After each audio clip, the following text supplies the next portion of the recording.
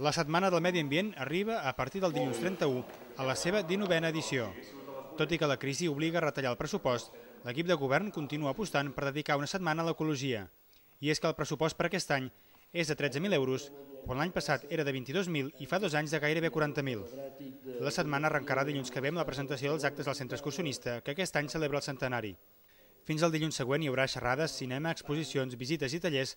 En total, 19 actes, sempre amb el denominador comú, aquest any del canvi climàtic.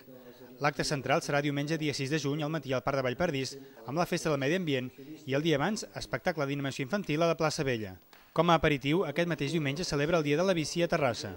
Fer una mica de reflexió col·lectiva de tot allò que ja anem fent al llarg de l'any, des del Servei de Medi Ambient i Sostenibilitat i amb les activitats també de difusió, de sensibilització, d'educació ambiental, però que troben en aquest moment del 5 de juny i en la setmana aquest punt d'inflexió que ens serveix això.